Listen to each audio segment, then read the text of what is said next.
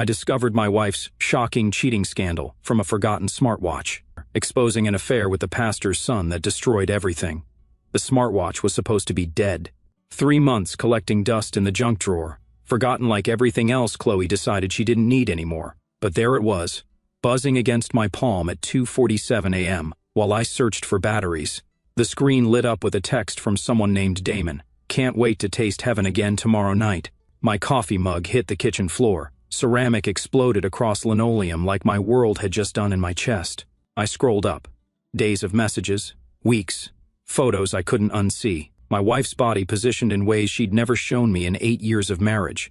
And this Damon kid, barely looking old enough to buy beer, telling my 32-year-old wife what he wanted to do to her in vivid detail. "Nate," Chloe's voice drifted from the bedroom. "Everything okay?"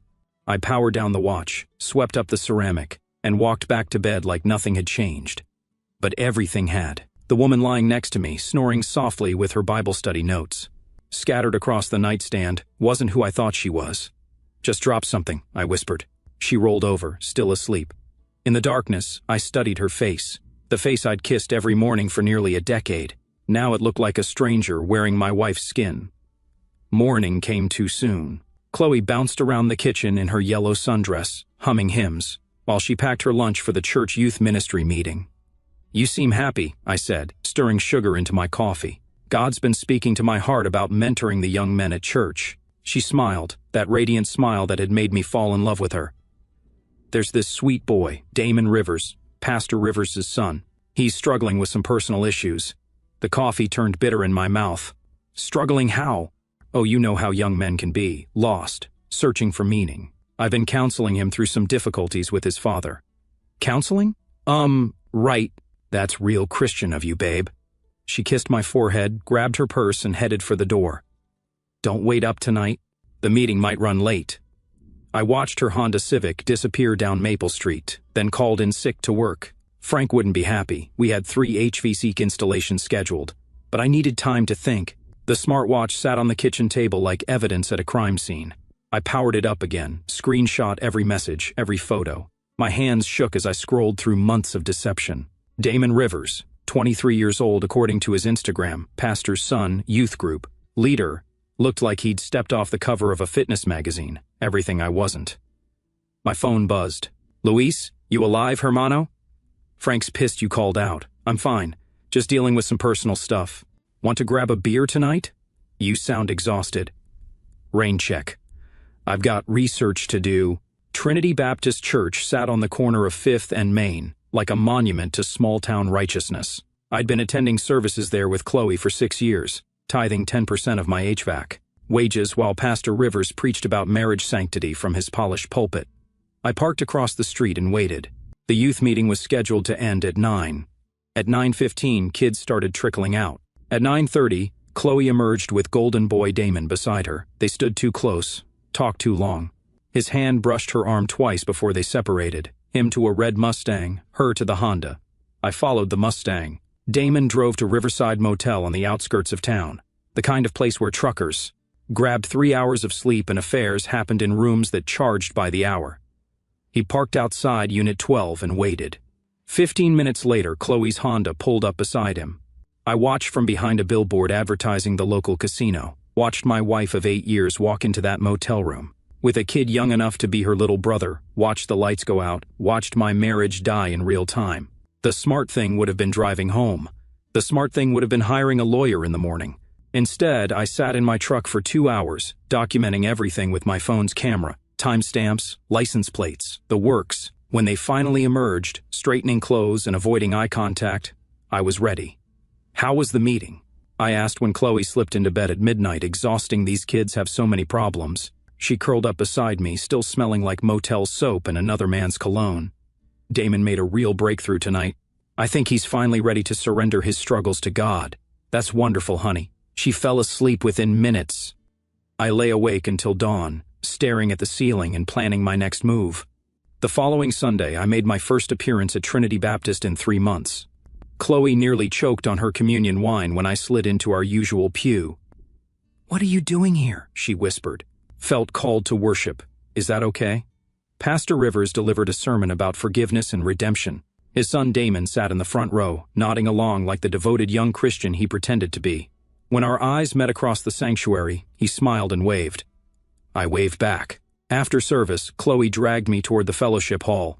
I want you to meet someone special. Damon approached with that $1,000,000 smile and an extended hand. You must be Nate. Chloe talks about you constantly. All good things, I hope. I shook his hand harder than necessary. She says you're an HVAC specialist. That must be rewarding work. It has its moments. You get to see inside people's homes, learn their secrets. His smile faltered slightly. Damon's been such a blessing to our youth ministry, Chloe interjected. He has a real gift for connecting with people. I bet he does. That Wednesday, Chloe announced she'd be attending a weekend youth retreat at Camp Galilee, 2 hours north. It's a chance for intensive discipleship with the young adults, she explained while packing her overnight bag. Sounds intensive. You should come. We could use help with maintenance issues. The retreat center was a collection of rustic cabins surrounding a main lodge built in the 1960s. I'd done repair work there before, knew every building, every back road, every blind spot where the security cameras couldn't reach. I arrived Friday evening in my work truck, tool belt loaded with legitimate repair equipment and some less legitimate surveillance gear. The retreat theme was purity and purpose. 43 teenagers and young adults gathered for 3 days of worship, Bible study, and what Chloe called authentic Christian fellowship. I fixed a broken water heater in cabin 7, replaced faulty wiring. In the kitchen, unclogged the shower drains in the girls' dormitory. Good old reliable Nate, keeping the plumbing running while his wife played counselor with her boy toy. Friday night I watched them from the maintenance shed, Chloe and Damon standing apart. From the group during evening campfire worship, whispering, touching, making plans. At midnight I followed the path to cabin 12. The window blinds were drawn, but maintenance keys opened every door. I slipped inside and planted a small recording device behind the electrical outlet, the kind private investigators used, purchased with cash from a shop in the next county. Then I went back to my cabin and waited. Saturday morning brought revelation. The recording device had captured 3 hours of audio, 3 hours of my wife moaning another man's name, 3 hours of them planning their future together, a future that involved Chloe divorcing me and taking half of everything I owned. He's too stupid to fight it. Chloe's voice crackled through my earbuds. Small-town HVAC guys don't understand prenups or property law. What about the house? Damon asked. I'll claim emotional harm, say he drank too much and threatened me. The judge will award me spousal support and half the equity, and then we can be together openly once the divorce is final and the money settled. My parents will understand eventually. I powered off the device and walked to the lodge for breakfast. Chloe sat with the female retreat leaders, discussing the morning's Bible study on marital faithfulness.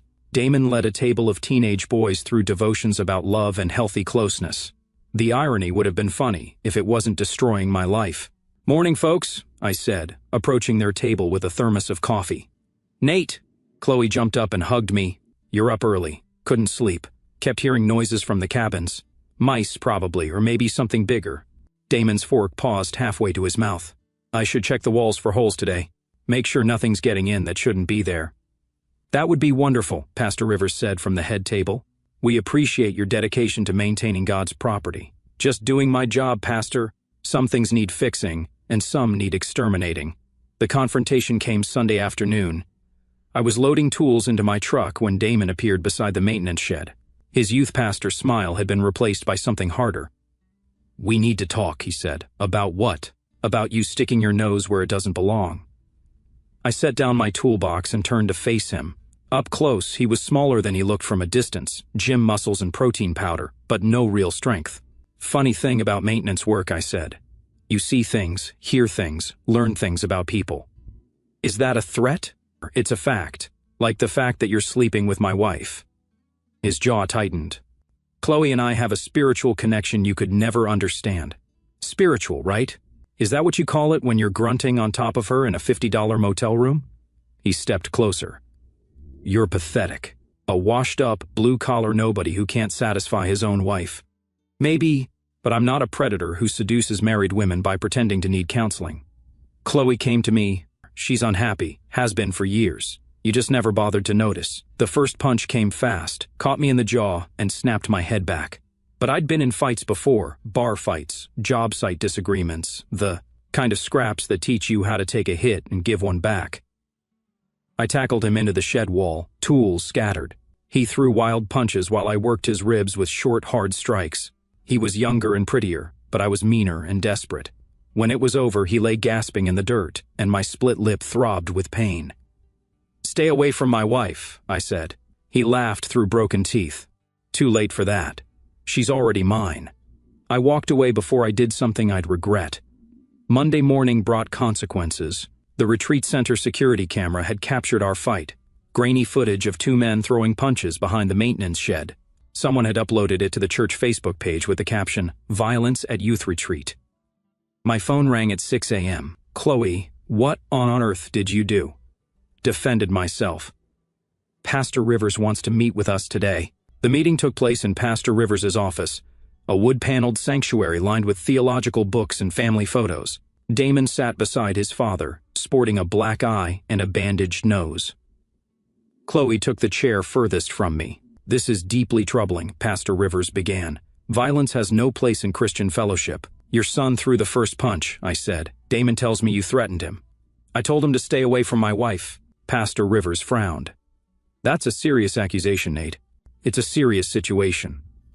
Chloe spoke for the first time. "Nate's been struggling with paranoid thoughts lately. I think he needs counseling." "Paranoid?" I pulled out my phone and scrolled to the smartwatch screenshots. "Like this paranoid?"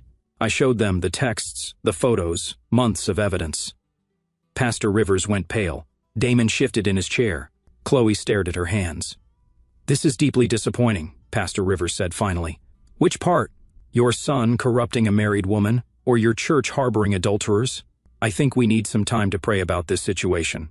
"You do that. I'll be consulting with my lawyer." I stood to leave, but Chloe's voice stopped me. "Don't make this ugly, Nate." I turned back. "Sweetheart, it's already ugly.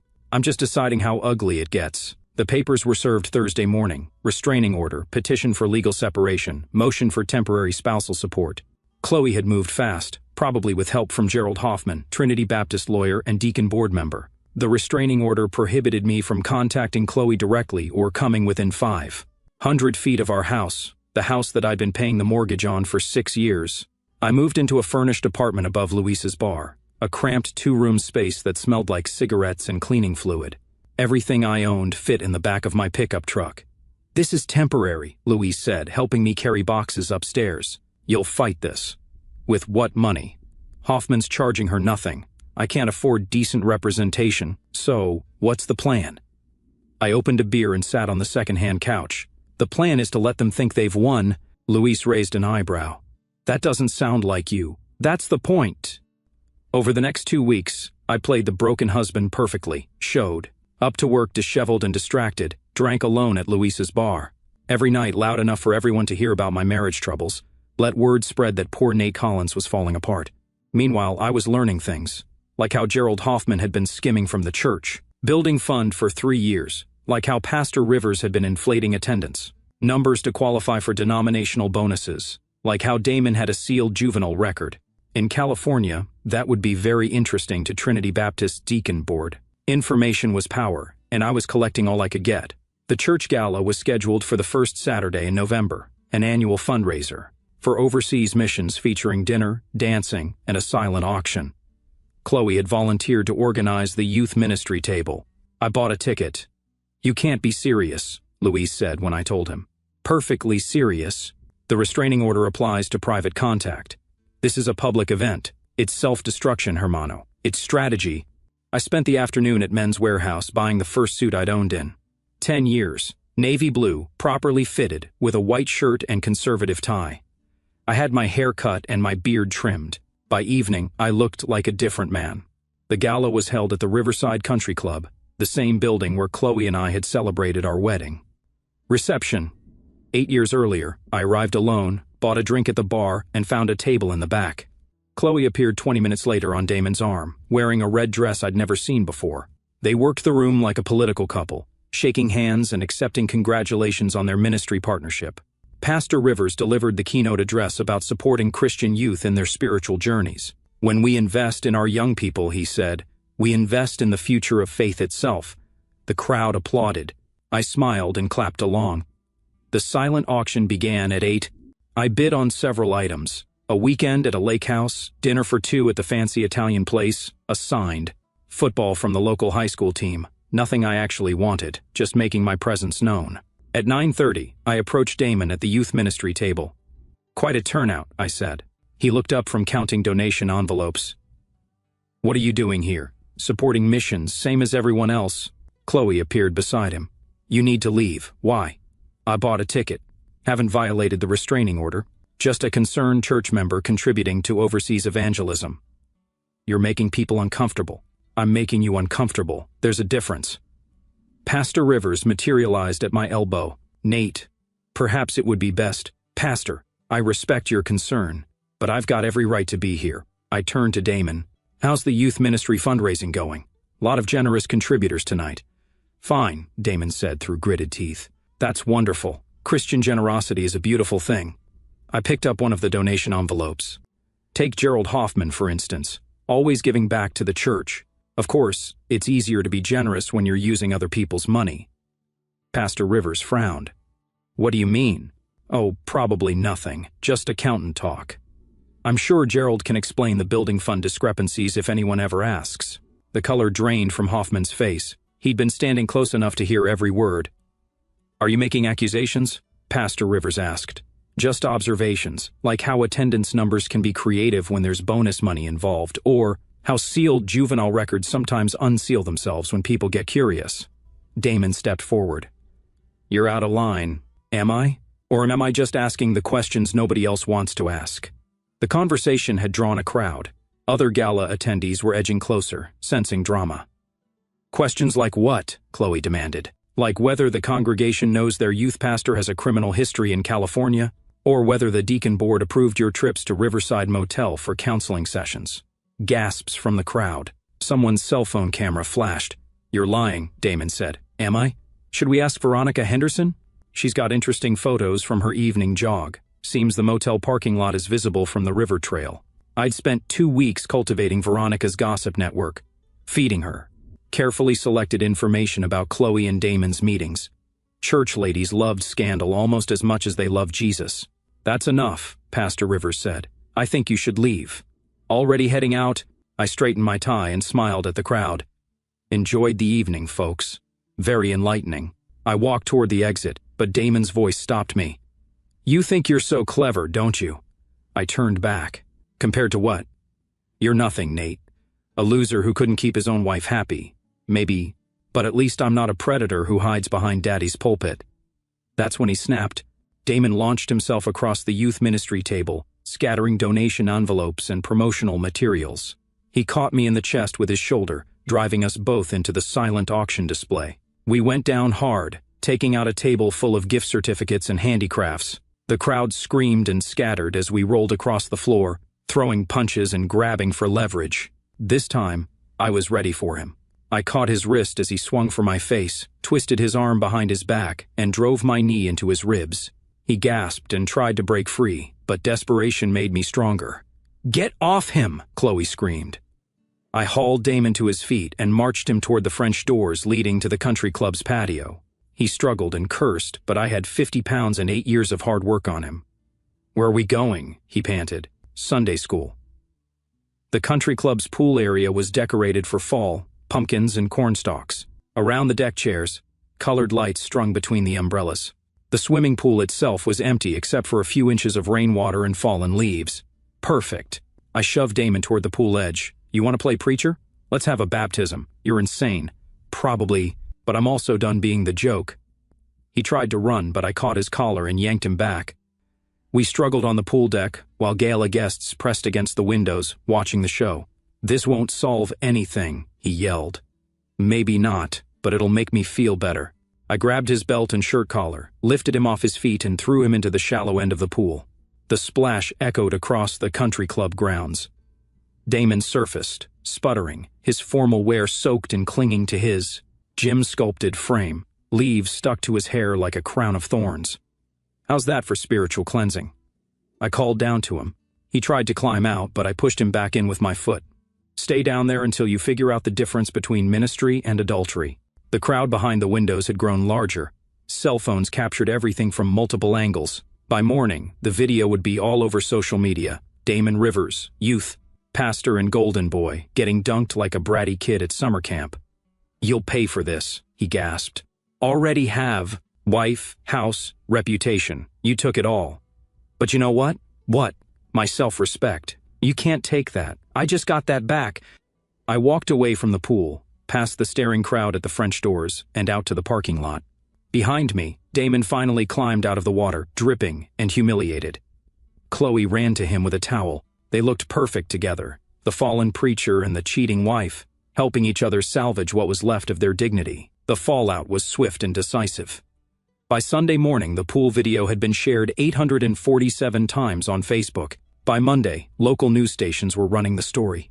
By Tuesday, the denominational headquarters was demanding explanations from Trinity Baptist leadership. Gerald Hoffman resigned from the deacon board after a hastily called financial audit. Pastor Rivers took a leave of absence to seek God's guidance about his son's future in ministry. Damon was formally removed from all youth leadership positions pending investigation of moral and ethical concerns.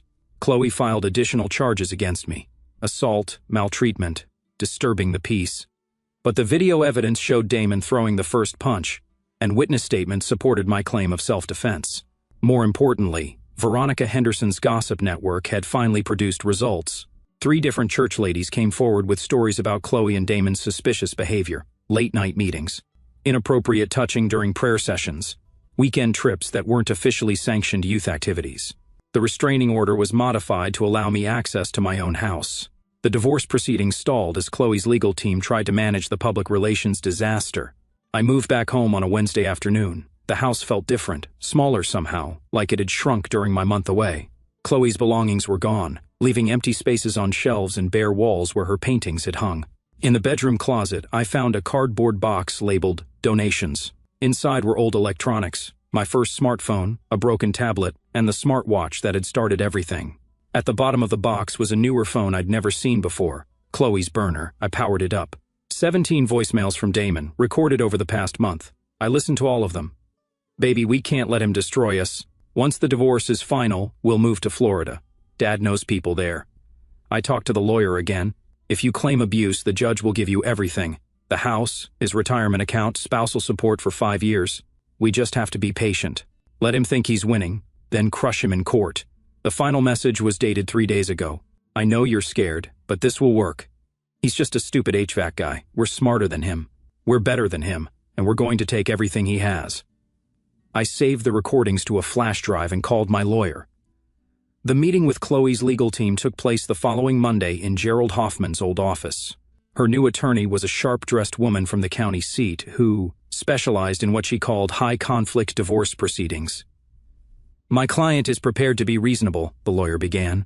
"She's willing to accept 60% of marital assets and 3 years of spousal support." "How generous," my attorney replied. "What does she offer in return?" "Discretion. No further public embarrassment. No additional charges filed against your client." I leaned forward. "What about her phone?" The lawyer frowned. "What phone?" "The burner phone she used to coordinate adultery and plan fraud against me." Chloe went pale. "I don't know what you're talking about." I placed the flash drive on the conference table, 17 voicemails from her boyfriend discussing strategies to falsely claim mistreatment and steal my assets. "Should I play them now, or would you prefer to hear them privately first?" The lawyer picked up the drive. "This is allegedly from an unauthorized search." "Wrong. I found it in a donation box in my own house, which I'm legally entitled to access." 20 minutes later, we had a new deal. Chloe would receive 20% of marital assets, enough to relocate, and start over, but not enough to live comfortably without working. No spousal support, no claims of mistreatment, no further maltreatment charges. In return, I wouldn't press charges for fraud, wouldn't release the voicemail recordings, and wouldn't pursue civil damages for adultery. "She also needs to make a public statement," I added. "Regarding what?" the lawyer asked. "Withdrawing her mistreatment allegations, admitting she filed false charges out of anger and embarrassment." Chloe finally spoke. "I won't do that." "Then we'll see you in court. I'm sure the judge will enjoy hearing those voicemails." She signed the agreement that afternoon. The public statement ran in the local newspaper's Sunday edition. I, Chloe Collins, wish to publicly withdraw allegations of domestic mistreatment against my estranged husband, Nate Collins. These allegations were made in anger and do not reflect the truth of our marriage. Nate never physically harmed or threatened me. I apologize for any damage my false accusations may have caused to his reputation. It was buried on page 6, but everyone who mattered would see it. Small towns didn't miss gossip, especially when it involved love, lies, and church politics. I was changing the oil in my truck when Luis appeared in my driveway. "So it's over?" he asked. "The legal part, divorce will be final in 60 days. And Damon moved to Atlanta last week. His daddy found him a position at a megachurch where nobody knows about his swimming pool baptism." Luis laughed. "What about Chloe?" "Gone. Took her 20% and disappeared. Heard she's living with her sister in Phoenix. You going to be okay?" I wiped my hands on a shop rag and looked around the neighborhood. Same houses, same streets, same life I'd been building for 8 years, but different now. Mine again. "Yeah, I think I will be." That evening, I drove to Trinity Baptist for the first time since the gala. The parking lot was nearly empty. Wednesday night prayer service drew maybe 20 people these days. I sat in my truck and watched through the windows as the remnant faithful went through their rituals. Pastor Rivers was back, looking older and more fragile than before. A handful of deacons, some elderly ladies, a few families with young children. The church would survive. It always did. But it would be smaller now, more careful about who it trusted with authority. The scandal had taught them that even pastors' sons could fall, that even devoted wives could betray their vows. Maybe that was a lesson worth learning. I started the truck and drove home. In the morning, I had 3 HVAC installations scheduled. Frank was happy to have me back full-time, and the work felt good, honest labor that fixed things instead of breaking them. At home, I heated up leftover pizza and sat on the couch where Chloe used to fold laundry while watching cooking shows. The house was quiet except for the furnace cycling on and off. My phone buzzed. A text message from an unknown number. "Hope you're happy. You destroyed everything." I deleted it without responding. 10 minutes later, another message. "We could have worked this out. All you had to do was let go." Delete. A third message arrived as I was brushing my teeth. "This isn't over." I saved that one and forwarded it to my lawyer just in case. But I wasn't worried. Chloe and Damon had taken their best chance and missed. They'd played their hand and lost everything that mattered: reputation, community, the support system that had enabled their affair. I'd won by refusing to be the victim they expected me to be. In the bedroom, I opened the closet and looked at the empty spaces where her clothes used to hang. Tomorrow, I'd buy new things to fill those spaces, or maybe I'd leave them empty. Either way, they were mine to decide. I turned off the lights and went to sleep in my own bed, in my own house, on my own terms. For the first time in months, I slept through the night.